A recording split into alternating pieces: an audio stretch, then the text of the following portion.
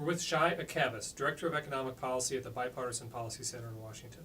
Shai, you're an expert on the debt ceiling and what it actually means. So give us a simple explanation. What is the debt ceiling, the U.S. debt ceiling?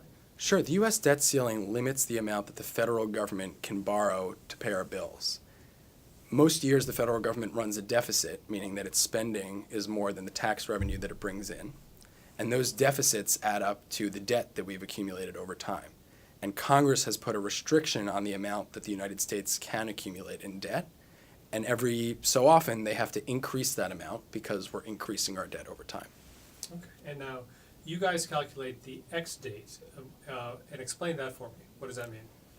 At some point, if we continue to accrue debt and reach our debt limit, then the federal government it doesn't have any longer ability to continue borrowing. That's when they start initiating what are called extraordinary measures, which are some accounting maneuvers to give them some additional period of time. And when those run out, we reach the X date, meaning that the government can no longer borrow to pay all the bills, and it will default on some of its obligations. So we're talking in the fall of 2017, and the U.S. has been using extraordinary measures for several months, right? So they actually just passed legislation last week that will give them a little additional time, and we expect that the new X date will be sometime early next year, probably around March of 2018. Okay, I got it.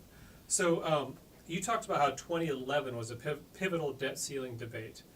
Why did things change that year?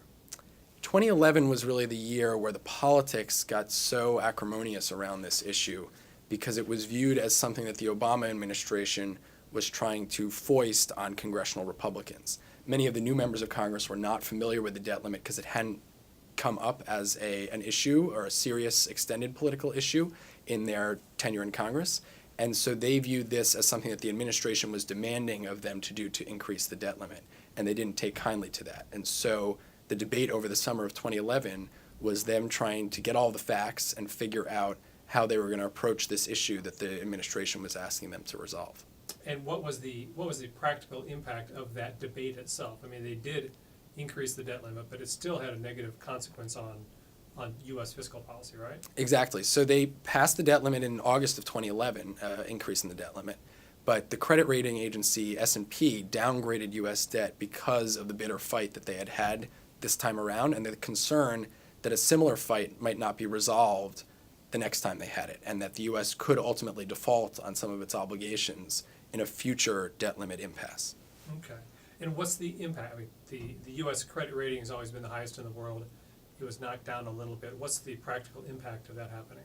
So in and of itself, there hasn't been that much of an economic impact, but I think the danger is that each time we come up against this, there are serious risks and costs that the federal government faces, and those can include higher borrowing costs for U.S. taxpayers so that everybody, as the U.S. government and ultimately funding the U.S. government, is paying higher costs over time to service our debt.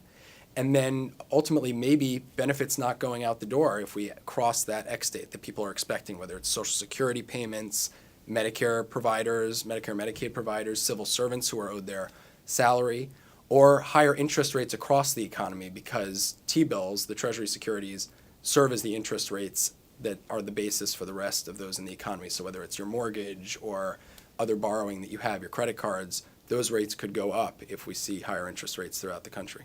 Okay, and finally, what's the sentiment in Congress right now about the ramifications of violating the debt ceiling? Do they generally agree that it would be a very bad thing, or are there still plenty of voices in Congress who aren't sure why it's such a big deal? I don't think there are any members of Congress who really want the United States to default on its debt. But there are some members of Congress who believe that we could go into a scenario where we're paying some of our bills and not paying others, depending on how important they consider them to be. That would be a very unprecedented scenario and quite a risky one.